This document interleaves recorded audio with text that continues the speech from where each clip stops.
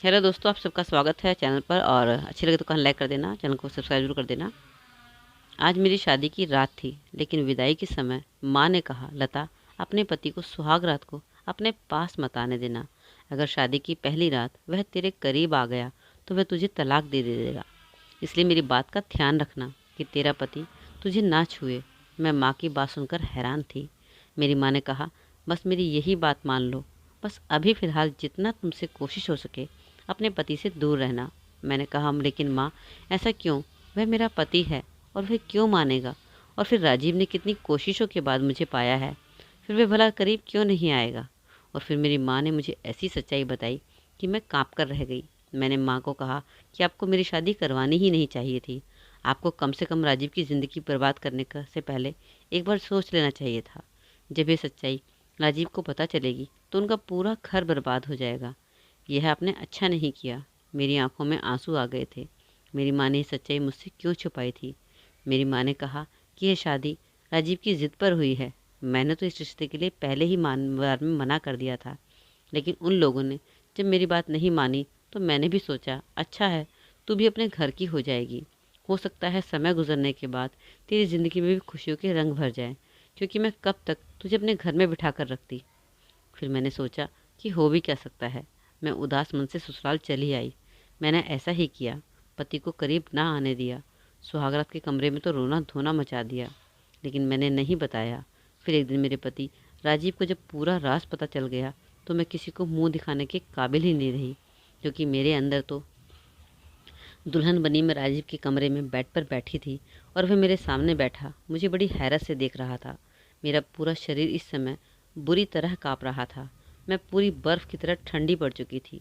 सामने बैठे मेरे पति की तेज़ नज़रें मुझे अपने शरीर के आर पार होती महसूस हो रही थी। वह कहने लगा, क्या बात है लता, क्या ये शादी तुम्हारी मर्जी से नहीं हुई? मैंने अपनी नज़रों को उठाते हुए देखा तो अपने आंसू को रोक नहीं पा रही थी। मेरे होठ पूरी तरह से काँप रहे थे और बड़े बड़े सख्त और गुस्से वाले शब्दों में मुझसे कारण पूछ रहा था। मैं चाहकर भी बोल नहीं पा रही थी कि असल में वजह क्या है। उसने दोबारा से मुझसे दहाड़ते हुए पूछा, लता, मैंने कुछ पूछा है तुमसे? उसके इस तरह दहाड़ने पर मैं पूरी तरह घबरा गई थी और ज़ोर से रोने लगी, लेकिन सामने वाला शायद पक्का इरादा कर चुका था कि मुझसे जवाब लिए बिना मुझे नहीं छोड़ेगा। राजीव ने फिर तेज़ आवाज़ में कहा, रोना धोना बंद करो और बताओ, मुझे इनकार करने की वजह क्या है? अगर तुम यह सोच रही हो कि आज की रात ही मैं तुम्हारे आंसू देखकर पिघल जाऊंगा और आज की रात तुम्हारे करीब नहीं आऊँगा, तो ये तुम्हारी गलतफहमी है और इस गलतफहमी को अपने दिल से निकाल दो। यह कहकर उसने मेरा हाथ अपने हाथ में सख्ती से पकड़ लिया था, जो बुरी तरह से काँप रहा था। मैंने अपना हाथ खींचने की कोशिश की तो वह मेरे और करीब आ गया और कहने लगा, लता, क्यों मेरा इम्तहान ले रही हो? मेरी पसंद की शादी के खूबसूरत जोड़े में सजी मेरे सामने बैठी हो और मुझे खुद के करीब भी नहीं आने दे रही हो। आखिर मैंने ऐसा कौन सा पाप कर दिया, ऐसी कौन सी गलती की है जो तुम मुझे यूं दूर भगा रही हो? आज हमारी शादी की पहली रात है। इस रात को लेकर लड़के और लड़की के दिल में कितने अरमान होते हैं, और तुम आज की रात मुझे खुद के करीब क्यों नहीं आने दे रही? आखिर इस सब की वजह क्या है? मुझे कम से कम वजह तो बताओ। हो सकता है मैं तुम्हारी मुश्किल को हल कर दूं। मैं फरिश्ता नहीं हूँ लता, जो लड़की मेरे लिए इस तरह से जायज़ हो चुकी है उसे सजा सबरा बस देखकर अपना जी जलाता रहूं। मेरा समय बड़ी मुश्किल से ऐसे में कटा है। हर रोज़ तुम्हारे संगत के सपने देखे हैं। धीरे धीरे राजीव के कहने का अंदाज़ा नशीला होने लगा था। वह मेरे चेहरे पर झूलते बाल को बड़ी प्यार से देख रहा था और मेरा दिल धड़कना भूल गया था। जितना वह आज बेताब नज़र आ रहा था, मेरे लिए उसे रोकना और भी कठिन इम्तहान बनता जा रहा था। लेकिन मैं मजबूर थी। जो राज मेरी माँ ने मुझे बताया था, अगर मैं राजीव को जान जाता तो मेरी जान ले लेता, मुझे तलाक दे देता। राजीव ने मुझे सोने के झुमके मुंह दिखाई में दिए, जिसे पहनाते हुए उसकी उंगली खुद ही मेरे गालों को छूने लगी थी। एक करंट सा था जो पूरे शरीर में लगा था। मैंने झट से उसका हाथ पीछे झटक दिया और खुद भी पीछे हट गई। मैंने कहा, प्लीज़ राजीव, मेरी बात समझने की कोशिश करें। राजीव, मुझे बस 1 महीने का समय दे दो, मैंने विनती करते हुए कहा। लेकिन राजीव पर तो नशा सवार था। वह कुछ भी सुनने की मूड में नहीं था। कहने लगा, वजह बताओ मुझे, वरना मैं ज़बरदस्ती पर उतर आऊँगा। तुमसे अपना हक वसूल करूँगा, तभी तुम मुझसे सवाल नहीं करोगी। वह शायद ठान कर बैठा था कि मेरी बात नहीं मानेगा, लेकिन राजीव की इतनी नज़दीकियाँ मेरे लिए कौन सी नई आजमाइश लाने वाली थी, वह मैं नहीं जानती थी। लेकिन मैं उसे रोक नहीं सकती थी। जैसे जैसे वह मेरे करीब आ रहा था, मेरी हालत ख़राब होने लगी थी। मैं इस तरह परेशान हो गई कि वहीं बेहोश होकर बेड पर गिर गई। मेरे कानों में राजीव की आवाज़ें गूंज रही थी। वह मुझे लता लता पुकार रहा था, मुझे बाजू से हिलाते हुए जा रहा था। शायद उसे अंदाज़ा नहीं था कि मैं होश खो बैठी। शायद मैं होश से बेगाना हो रही थी। जो खुलासा मेरी माँ ने मुझ पर किया था, मैं चाहकर भी अपने पति को अपने करीब नहीं आने दे सकती थी। यह भी नहीं था कि मेरी ज़िंदगी में कोई दूसरा मर्द था। मुझे राजीव बेहद पसंद था। यह बात भी नहीं थी कि अतीत मेरे साथ कोई हादसा पेश आया था कि मुझे इस राज के खुल जाने का डर था। ऐसा कुछ भी नहीं था। लेकिन जो समस्या मेरे साथ थी वह शायद ही किसी लड़की के साथ हो। खैर, जब मुझे होश आया तो मैं हॉस्पिटल में कमरे में थी। मेरी सास और राजीव मेरे पास खड़े परेशान हो रहे थे। मेरी सास मेरी तबीयत पूछ रही थी। डॉक्टर ने कहा, अब बिल्कुल ठीक है, आप इन्हें घर ले जा सकते हैं। कुछ देर बाद हम घर आ गए। मेरी सास मुझे का कहकर मेरे कमरे में मुझे छोड़कर चली गई। मैं अपने बेड पर लेट गई। घर में मेहमान भी मौजूद थे। शादी वाला घर था। मेहमानों का तो होना कोई बड़ी बात नहीं थी। मुझे राजीव की कज़न्स की बातों की आवाज़ें आ रही थी, जो राजीव से मजाक कर रहे थे कि एक ही रात में ऐसा भी तुमने क्या कर दिया कि बेचारी बेहोश ही हो गई। अरे नाजुक सी लड़की थी, प्यार मोहब्बत से काम लेना चाहिए था, और तुमने तो उस नाजुक से फूल को मसल कर ही रख दिया। लोगों को तो बातें बनाने का मौका मिल गया था। पता नहीं सब लोग क्या समझ रहे थे। मुझे अपने अंदर शर्मिंदगी महसूस हो रही थी। मेरी वजह से राजीव सबके सामने शर्मिंदा हो उठा था। कोई कह रहा था, 4 दिन अब कमरे की तरफ जाना भी मत। कोई मेरे सास से कह रहा था, आपको दुल्हन के पास रहना चाहिए। राजीव की शक्ल देखकर कहीं दुल्हन फिर से बेहोश ना हो जाए। हंसी और ठहाकों की आवाज़ें मुझे अपनी ही नज़रों में गिरा रही थी। लेकिन मैं भी मजबूर थी। अगर असल वजह अपने पति को बता देती तो तलाक देकर मुझे धक्के मारकर अपने घर से निकाल देता। अगर कुछ भी ना बताती तो संबंध बनाने के कुछ महीने बाद भी वह जान जाता कि मैं किस मोड़ पर आकर खड़ी हो गई थी। कुछ दिन तक मेरी सास मेरे ही पास रही, मुझे खाना भी खिलाती रही। बहुत ही नरम दिल औरत थी, बहुत ही अच्छी और मोहब्बत करने वाली। धीरे धीरे सारे मेहमान भी जा चुके थे।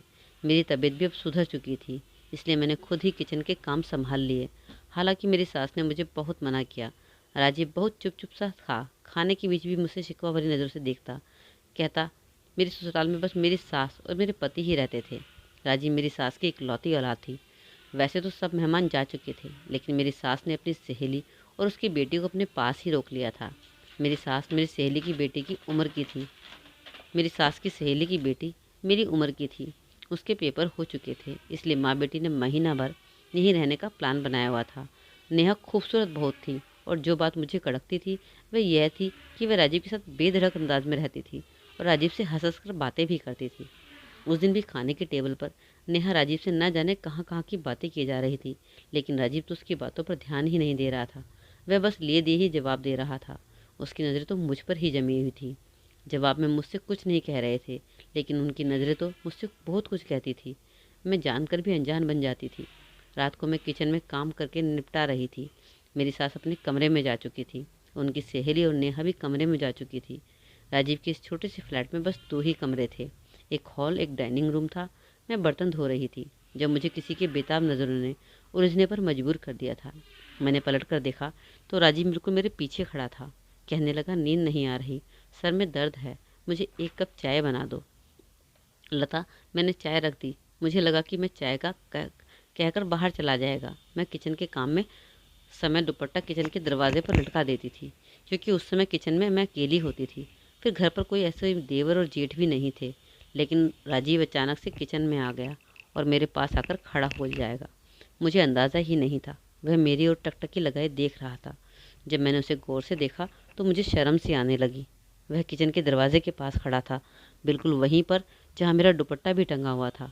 मैं वहाँ से दुपट्टा उतारकर अपने ऊपर डाल भी नहीं सकती थी। मेरी कोशिश थी कि मैं जल्द से जल्द चाय बन जाए, लेकिन मुसीबत यह थी कि आज गैस चूल्हे को भी पता नहीं क्या हो गया था। इतना स्लो चल रहा था, शायद चूल्हे में कोई कचरा फंस गया था। इतना स्लो चलता है तो 15-20 मिनट चाय बनने में लग ही जाने थे, और 15-20 मिनट यूं ही खड़े होना मेरे लिए मुश्किल हो रहा था। मैं बार बार राजीव की नज़रों से बच रही थी। दिल की धड़कनें मेरे काबू से बाहर थी। तभी अचानक मुझे राजीव की आवाज़ अपने कानों में सुनाई दी। कह रहा था, लता, तुम्हारे बाल कितने लंबे हैं और खूबसूरत हैं, मैंने तो आज गौर किया है। वह थोड़ा सा और मेरी तरफ बढ़ चुका था। किचन थोड़ा छोटा था, इसलिए मेरे लिए बहुत ही करीब पहुंच चुका था। मैं बहुत नर्वस हो रही थी कि वह मेरे सामने आकर खड़ा हो गया। मेरे चेहरे को गौर से देखने लगा। वह बोला, जानती हो, मैंने जब तुम्हें पहली बार अपने दोस्त की शादी पर देखा था, तुम्हारी मुस्कुराहट से तुम्हारे चेहरे पर पड़ने वाले डिंपल ने मेरा दिल ही मुझसे छीन लिया था। मैं जब तक उस शादी की फंक्शन में मौजूद रहा, मेरी नज़र लगातार तुम पर थी। बस वही अपना दिल तुम पर ऐसा हारा कि जब तक रिश्ता पक्का नहीं हो गया, मेरा तो सुकून चैन जैसे मुझसे छिन गया था। यह कहते हुए मेरे और भी करीब आ गया। मैं पीछे सेल्फ से जा लगी। राजीव, प्लीज़ पीछे हटो, मुझे अपना दुपट्टा लेना है। मैंने अपने माथे पर आए पसीनों को साफ किया था। उसने कहा, क्यों, यहाँ कोई गैर है क्या जिसे तुम अपने आप को छुपाना चाहती हो? पति पत्नी तो वैसे भी एक दूसरे के होते हैं। राजीव और भी करीब हो गया और मुझे कमर से पकड़ लिया और अपने होठ मेरी गर्दन पर रख दिए। उसकी गरम गरम सांसों से मैं पिघलने लगी थी। मेरी हालत और भी ज़्यादा खराब होने लगी थी। इससे पहले कि वह मेरे चेहरे को अपने हाथों में लेता, मैंने उसे पीछे धक्का दिया और किचन से बाहर निकल गई और तेज़ी से अपने कमरे में जाकर दरवाज़ा बंद कर दिया। मैं कैसे राजीव की तरफ बढ़ती हुई बेकरारी को रोक सकती थी? वह पति था मेरा, मुझसे मोहब्बत करता था। उसने अपने दोस्त की शादी में मुझे पसंद कर लिया था और मेरे घर रिश्ता भेज दिया था। मेरी माँ ने पहले इस रिश्ते के लिए मना कर दिया था और जब तक ये रिश्ता पक्का नहीं हो गया था, उसने हमारे घर की दहलीज नहीं छोड़ी थी। वह न जाने कब से मेरे इंतज़ार में था और जब आज मैं उसकी पत्नी बनकर उसके घर में मौजूद थी, तो वह मुझे जी भरकर प्यार भी नहीं कर सकता था, क्योंकि मैंने उसे इजाज़त ही नहीं दी थी। वह अपनी जगह सही था, लेकिन जिस मुश्किल में मैं फंस चुकी थी, वह मेरी एक मुसीबत बन गई थी। टेंशन के कारण मैं रोने लगी थी। पत्थर की तो मैं भी नहीं थी। एक नेचुरल सा रिश्ता था। जितनी मेरी मोहब्बत और संगत की तड़प राजीव को थी, मैं भी उसकी संगत के लिए तड़प रही थी। जी चाहता था कि उसकी मजबूत बाहों में समाकर दुनिया के सारे गमों को भुला दूं, लेकिन बस मेरी मजबूरी मेरे आड़े आ रही थी। रोती रोती पता नहीं कब मेरी आंखें लग गई। सुबह जब मैं उठी तो राजीव ऑफिस जा चुका था। मैंने अपनी सास से राजीव के इतना जल्दी ऑफिस जाने की वजह पूछी तो मेरी सास ने कहा, पता नहीं, कह रहा था ऑफिस में कुछ ज़रूरी काम है। मुझे याद आया, मैंने तो रात भर अपना कमरा अंदर से लॉक करके रखा था। शायद राजीव हॉल में सोफे पर ही सो गया होगा। उसके कपड़े और बैग वगैरह भी कमरे में ही थे। मैं समझ गई कि वह ऑफिस नहीं गया है, बल्कि वह घर से कहीं चला गया है। वह अब मुझे राजीव की चिंता होने लगी थी। पता नहीं वह कहाँ चला गया होगा। वह मुझसे नाराज़ था। पूरा दिन मेरा इसी चिंता में निकल गया था। शाम 5 बजे के करीब वह आया। वह सीधा कमरे में चला गया। उसके बाद उसने मुझसे बातचीत करना बिल्कुल बंद कर दिया। बिल्कुल भी मेरी तरफ नहीं देखता था। एक बार उसके ऑफिस के कपड़ों पर मैं प्रेस करने लगी तो उसने मेरे हाथ से छीन लिए। कहने लगा, मेरे काम करने की तुम्हें कोई ज़रूरत नहीं है। यह कहकर उसने अपने कपड़े नेहा को दे दिए। नाश्ता भी उसी के साथ करने लगा। मैं बेबस होकर रह गई थी। राजीव अपनी जगह ठीक था। वह कब तक मेरे साथ नरमी से रह सकता था, लेकिन मेरी जान पर उस समय बनी जब नेहा को राजीव के आगे पीछे घूमते देखा। वह बड़ी खुशी से दौड़ दौड़ कर उसके सारे काम कर रही थी। हैरानी मुझे तब देखकर हुई कि जब शाम को राजीव ऑफिस से आता, उस समय नेहा नई दुल्हनों की तरह तैयार होकर दरवाजे पर खड़ी रहती। जैसे ही वह अंदर आता, नेहा भागकर उसके करीब जाती और उसे मुस्कुराते हुए हेलो कहती और उसके हाथ से बैग ले लेती। जो जिम्मेदारी मेरी थी, वह बड़ी खुशी से निभा रही थी और मेरे अंदर तो जैसे आग ही लग गई थी। लेकिन मैं क्या कह सकती थी, क्योंकि राजीव खुद उसे इतनी अहमियत दे रहा था। शायद इसलिए कि जो वह चाहता था वह मैं पूरा नहीं कर सकती थी। बात यहीं तक रुकी रहती तो ठीक था। एक बार रात के समय मेरी आंख खुली तो मुझे बाहर डाइनिंग रूम में बातों की आवाज़ें आ रही थी। जब मैं कमरे से बाहर निकली तो दोनों हंस हंस कर बातें कर रहे थे। सामने चाय के 2 कप भी पड़े थे। मुझे देखकर नेहा की हंसी को तो ब्रेक लग गए थे, लेकिन राजीव बिल्कुल बेपरवाह सा बैठा हुआ था और नेहा से बातें कर रहा था, जैसे उसे मेरे होने ना होने की परवाह ही ना हो। मैं रोते हुए अपने कमरे में चली गई। मेरी ज़िंदगी धीरे धीरे बर्बाद हो रही थी। मेरा घर उजड़ रहा था, लेकिन मैं शायद ज़िंदगी के उस मोड़ पर खड़ी थी जहाँ आगे कुआं और पीछे खाई थी। अगर मैं हकीकत राजीव को बताती तब भी मेरा घर बर्बाद हो जाना था, और ना बताती तब भी यह नेहा नाम की लड़की मेरी जगह ले लेती। औरत सब कुछ सह सकती है, लेकिन सौतन का दुख नहीं। मेरे और राजीव के बीच जो कुछ भी था, मैं नहीं चाहती थी कि नेहा हमारे बीच में आए। इसलिए मैंने अपनी सास को कहा कि नेहा को काफ़ी दिन हो गए हैं यहाँ आए हुए, यह वापस कब जाएगी। नेहा की माँ को गए हुए काफ़ी दिन हो गए थे। नेहा ये कहकर रुक गई थी कि मैं कुछ दिन और यहाँ रुकना चाहती हूँ। मेरी सास कहने लगी, मैं भी उससे कह चुकी हूँ कि तुम्हें आए हुए बहुत दिन हो गए हैं, तुम अपने घर जाओ। लेकिन यह राजीव है कि उसे मना किए जा रहा है। वह जाने का मन ही नहीं बनाती है, मन भी बनाती है तो राजीव उसे रोक लेता है। यह सुनकर तो मेरा दिल जैसे किसी मुट्ठी में जकड़ लिया था। राजीव क्यों चाहता था कि वह यहाँ से ना जाए। एक बार किचन से बाहर आई तो दोनों ड्राइंग रूम में बातें कर रहे थे। मैं दरवाजे पर खड़ी हो गई। उनके बीच होने वाली बातें ही कुछ ऐसी थी, मेरे होश उड़ाने के लिए काफ़ी थी। पहले मैं नहीं जानती थी कि उन दोनों के बीच में क्या चल रहा है, लेकिन आज इस रात से पर्दा भी फांस हो चुका था। मैं तो इस गलतफहमी में जी रही थी कि राजीव मुझसे मोहब्बत करता है, लेकिन हकीकत तो शायद कुछ और ही थी, क्योंकि जो मैंने सुना था उसके बाद मेरे दिल में जलजला सा आ गया था कि मेरा पति मुझसे मोहब्बत नहीं करता। शायद यह शादी उसकी मजबूरी रही होगी, वरना मोहब्बत तो उसे नेहा से ही थी और नेहा उसके कहने पर ही यहाँ रुकी हुई थी। मैं रोते हुए अपने कमरे में चली गई। रात का खाना भी नहीं खाया। मेरी सास मेरे पास आई और कहने लगी कि तुमने खाना क्यों नहीं खाया। मैंने सर दर्द का बहाना बना दिया। आधी रात मैंने रोकर गुजारी थी। रात 3 बजे मुझे ड्राइंग रूम से फिर बातचीत की आवाज़ें आने लगी। मैं अपने कमरे से बाहर निकली तो ड्राइंग रूम का दरवाज़ा बंद था। मैंने ड्राइंग रूम की खिड़की से देखा तो मेरे होश ही उड़ गए। नेहा राजीव की बाहों में थी। एकदम से मेरी आंख खुली थी। मेरा शरीर बुरी तरह से कांप रहा था। मैं पसीने से भीग चुकी थी। भगवान को धन्यवाद किया कि जो मैंने देखा वह एक सपना था। मैं उठकर जल्दी से अपने कमरे से बाहर निकली। हॉल में खामोशी छाई हुई थी। मैं ड्राइंग रूम में गई। राजीव को अपने लैपटॉप पर कोई काम कर रहा था। मैं रोती हुई उसके पास बैठ गई। वह मुझे देखकर परेशान हुआ। कहने लगा, क्या बात है, क्यों रो रही हो। मैंने कहा, राजीव आप आज के बाद नेहा से बात नहीं करेंगे। मेरी बात पर पहले तो वह कुछ देर तक मुझे देखता रहा, फिर अपना लैपटॉप बंद किया और कहने लगा, क्यों बात ना करूं मैं। मैंने कहा, आपके दिल में नेहा थी तो मुझसे शादी क्यों की आपने।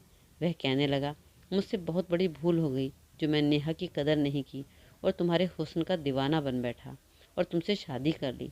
नेहा मुझसे पहले से ही मोहब्बत करती है और मुझसे शादी भी करना चाहती थी, और अब मुझे भी इस बात का एहसास हो गया है, इसलिए मैं नेहा से शादी करना चाहता हूँ। यह सुनकर तो मेरा दिमाग ही चकरा गया था। मैं फूट फूट कर रोने लगी। मैंने कहा, आप ऐसा नहीं कर सकते, मुझे यूँ बर्बाद नहीं कर सकते, मैं मर जाऊँगी आपके बगैर। राजीव, मैं आपसे बहुत मोहब्बत करती हूँ। मेरी बात सुनकर राजीव ने मेरा हाथ पकड़ा और कमरे में लेकर आया और कमरे का दरवाज़ा बंद कर दिया। कहने लगा, बस यही तो सुनना चाहता था। मैं ये जानना चाहता था कि तुम्हारे दिल में क्या है, इसलिए मैंने नेहा से विनती की थी कि वे मेरे साथ मिलकर ड्रामा करे। लता, नेहा मेरी सगी बहन है। मम्मी की सहेली की कोई औलाद नहीं थी, इसलिए मम्मी ने नेहा को उन्हें दे दिया था। यह बात मेरे लिए एक नया खुलासा थी। फिर राजीव बोला कि तुम्हारी दूरी ने मुझे बेहद परेशान कर रखा था। मुझे लगा शायद तुम किसी और से मोहब्बत करती हो, इसलिए मुझसे दूर रहने के बहाने ढूंढती हो। इसलिए मैंने नेहा के साथ मिलकर यह ड्रामा किया और आज तुम्हारे इजहार ने मेरे अंदर एक इत्मीनान और सुकून भर दिया है। शायद तुम्हारी मुझसे दूरी एक नेचुरल झिझक थी। राजीव मेरे करीब आने लगा, इतना करीब कि उसने मुझे अपनी बाहों में भर लिया। राजीव ने मदहोश होते हुए कहा, लता, अपने दिलक दिमाग से सारा डर निकाल दो। मैं तुम्हारा पति हूँ, तुमसे बेइंतहा मोहब्बत करता हूँ, तुम्हें कभी कोई तकलीफ़ नहीं पहुँचाऊँगा। इस बार मैं उसे रोक नहीं पाई, क्योंकि अपनी ज़ुबान से मैं इजहार मोहब्बत कर चुकी थी। पूरी रात मेरी डर से गुजरी थी कि जिस दिन मेरा सच राजीव को पता चलेगा तो वह मेरा इस घर में आखिरी दिन होगा। खैर, मेरा प्यार पाकर राजीव बहुत खुश था। कुछ दिनों बाद नेहा भी वापस चली गई थी। बस मेरा दिल हर समय डर के साए में रहता था कि जब मेरी सच्चाई का पता राजीव कुछ होगा तो मेरा क्या होगा। हमारी शादी को कुछ महीने गुजर भी गए थे जब एक बार मेरी सास खाने के बीच में कहने लगी, राजीव, मुझे जल्द से जल्द पोते या पोती की खुशखबरी भी सुना दो। तुम मेरे इकलौते बेटे हो और मैं चाहती हूँ कि मैं जल्द से जल्द दादी माँ बन जाऊँ। मेरे सूने आंगन में एक छोटे बच्चे की किलकारियाँ गूंजने लगे। यह सुनते ही मेरे हाथ से प्लेट गिर गया था। मैंने जल्दी से प्लेट उठाई। राजीव ने मेरी तरफ देखकर कहा था, क्या बात है लता, तुम इतना परेशान क्यों हो रही हो। मैं उससे क्या जवाब देती, मेरी तो भूख ही मिट चुकी थी। फिर राजीव ने मुस्कुराते हुए कहा, अपनी माँ को तसल्ली दी कि माँ, इतनी भी जल्दी क्या है आपको, यह खुशखबरी भी जल्दी ही मिल जाएगी। लेकिन मेरी सास को तो बहुत ही जल्दी थी और शायद उनकी जल्दबाजी कुछ नेचुरल भी थी। उनके 2 ही बच्चे थे। नेहा को अपनी सहेली को दे दिया था। उनके पास सिर्फ राजीव था। न जाने कितने वर्षों से यह घर सूना पड़ा था, इसलिए उन्हें बच्चों की बहुत ज़्यादा जल्दी थी। अपनी माँ के बार बार कहने पर राजीव मुझे एक लेडी डॉक्टर के पास ले गया।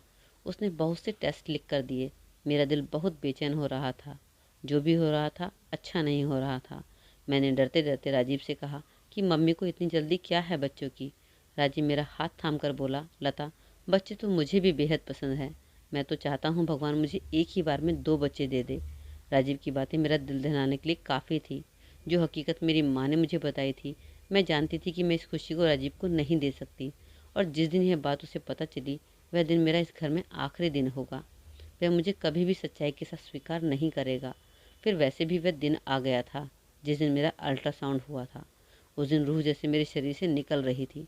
जिस तरह से अल्ट्रासाउंड करने वाली बार बार मेरे चेहरे की तरफ देख रही थी, तो कभी अल्ट्रासाउंड की स्क्रीन की तरफ देखती रही थी, तो मेरी जान जाती हुई महसूस हो रही थी। मेरी आंखों में आंसू बहने लगे थे। मैंने डॉक्टर से विनती की कि वह मेरे पति को मेरे बारे में कुछ ना कहे, लेकिन वह कहने लगी कि तुम कैसी बातें कर रही हो, हमें ऑर्डर नहीं है, और वैसे भी अगर मैं नहीं बताऊंगी तो कोई अल्ट्रासाउंड वाला बता देगा। यह बात ज़्यादा दिन तक छुप नहीं सकती। भलाई इसी में है कि आप अपने पति को खुद ही सच्चाई बता दे। मैं उससे विनती करने लगी कि मेरा घर टूट जाएगा, लेकिन शायद मेरी किस्मत ही खराब थी। मेरी रिपोर्ट राजीव तक पहुंच गई, और जैसे ही डॉक्टर ने वह रिपोर्ट देखी तो मुझे हैरत से देखने लगी, और उसने मेरी रिपोर्ट की सारी सच्चाई राजीव को बता दी। और मैं यूं थी कि पत्थर की तरह कुर्सी पर बैठी हुई थी। मेरा सच राजीव को पता चल चुका था। राजीव के बदले हवा हाव भाव और बदलती रंगत मेरी जान निकाल रही थी। घर जाते ही मेरी सास राजीव से रिपोर्ट के बारे में पूछने लगी, तो राजीव कहने लगा, अभी डॉक्टर ने कुछ नहीं बताया है। यह सुनकर मुझे थोड़ी राहत मिली, क्योंकि अगर मेरी सास को पता चल जाता तो इस वक्त मेरे हाथ पकड़कर मुझे घर से निकाल देती। मैं चुपचाप अपने कमरे में चली गई थी। उस समय मेरी बेचैनी अपनी चरम सीमा पर थी। मेरी जान निकली हुई थी। राजीव न जाने कमरे में आकर मुझे कौन सी सज़ा सुनाने वाला था। राजीव जब कमरे में आया तो उसकी आंखें लाल थीं। मेरा दिल धड़कना भूल गया था। मेरे आंसू बह रहे थे। वह मेरे पास आकर बैठ गया और कुछ दूर खामोशी से देखता रहा। उसने जवाब में तो कुछ नहीं कहा, लेकिन नज़र जैसे बहुत कुछ कह रही थी कि इतनी बड़ी बात मुझसे क्यों छुपाई। मैं बस लगातार आंसू बहा रही थी। मैंने खुद को तकदीर के हवाले कर दिया था।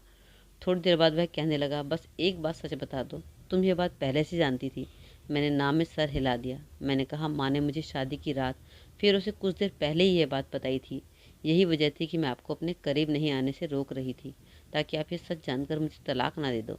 यह कहकर मैं रोने लगी। वह कहने लगा, तुमने अच्छा नहीं किया। तुम जानती थी कि मैं इकलौता हूँ। मेरी माँ को औलाद चाहिए। तुम्हारी माँ अगर सच्चाई जानती थी तो उन्होंने हमें अंधेरे में रखकर गलत किया है। यह कहकर राजीव कमरे से बाहर चला गया। पूरी रात वह कमरे में नहीं आया। मेरी माँ ने मुझे शादी की रात रोते हुए यही तो बात बताई थी कि मेरे अंदर जन्म से ही बच्चेदानी मौजूद न थी। मैं कभी माँ न बन सकती थी। 14-15 साल की हुई तो मुझे पीरियड्स नहीं आए थे। मेरी माँ को भी चिंता हुई थी। मैं 16 की भी हो गई, लेकिन पीरियड्स नहीं आए। फिर वह मुझे एक लेडी डॉक्टर के पास लेकर गई, जहाँ मेरा अल्ट्रासाउंड हुआ। लेकिन मेरी माँ ने उस समय मुझसे मेरी हकीकत छुपा दी थी। उन्होंने यही कहा था कि तुम्हारे अंदर थोड़ी सी कमी है, जो समय के साथ ठीक हो जाएगी और तुम नॉर्मल हो जाओगी। मैं भी इस बात को भूल गई थी और अपनी ज़िंदगी में मगन हो गई थी। लेकिन शादी की रात फेरों से ठीक पहले मेरी माँ ने मुझे ये सच्चाई बताई थी। फिर मुझे यह भी कहा था कि जितना हो सके तुम राजीव से अभी दूर रहना, क्योंकि अगर वह तुमसे संबंध बनाएगा तो जाहिर है कुछ समय के बाद बच्चों के बारे में भी कहेगा, और उसके लिए जब डॉक्टर के पास लेकर जाएगा तो यह हकीकत उस पर खुल जाएगी। और आज वह दिन आ चुका था। मेरी हकीकत राजीव पर खुल चुकी थी। मैं फूट फूट कर रो रही थी, लेकिन वह एक बार भी मेरे आंसू पहुँचने नहीं आया। सुबह तक मैं समझ चुकी थी कि मुझे क्या फ़ैसला सुनाया जाने वाला है। जब मैं सुबह कमरे से बाहर निकली तो वह ऑफिस जा चुका था। पूरा दिन मेरा बेचैनी से गुजरा था। जब वह घर वापस आया तो उसके चेहरे पर एक उदासी थी। उसके हाथ में रिपोर्ट थी जो मेरी सास के सामने रखी थी। मेरी तो जान ही निकल रही थी। लेकिन फिर मुझे पता चला कि मेरी सास बिल्कुल अनपढ़ है। कहने लगी, राजीव, मुझे रिपोर्ट का क्या पता कि इसमें क्या लिखा है। मुझे बताओ कि रिपोर्ट में क्या लिखा है। कहने लगा कि माँ, मैं आपको कभी भी वारिस नहीं दे सकता, क्योंकि मेरे अंदर बच्चा पैदा करने की ताकत ही नहीं है। मुझे कभी औलाद नहीं हो सकती। यह कहकर अपनी माँ की गोद में सर रखकर रोने लगा। मेरी सास के गले से लग गया और कहने लगा, माँ, मैं एक बांझ मर्द हूँ। भगवान के लिए मुझे दोबारा औलाद के लिए मत कहिएगा। मैं आपको सब कुछ दे सकता हूँ सिवाय औलाद के। यह सुनकर मेरा रंग फीका पड़ गया था। उसने हर बात को खुद के ऊपर ले लिया था और मुझे हर चीज़ से आज़ाद कर दिया था। मेरी सास भी रो रही थी। और मैं हक्का बक्का अपने पति को देख रही थी कि मर्द का ये कौन सा रूप था जो मेरे सामने राजीव की सूरत में था। मेरी सास ने जब खूब सारे आंसू बहा लिए तो कहने लगी, कोई नहीं राजीव, अनाथ आश्रम से कोई बच्चा ले लेना और हम उसे अपना समझकर पाल लेंगे, लेकिन तुम अपना दिल बुरा मत करो। मैं कभी तुम्हें दोबारा औलाद के लिए नहीं कहूँगी। कमरे में आकर राजीव बेड पर बेजान सा लेट गया। मैं उसके साथ बैठ गई, उसके पैर पकड़ लिए। मैं रोने लगी। मैंने कहा कि आपने ये क्या किया, मेरी कमी को अपने ऊपर ले लिया।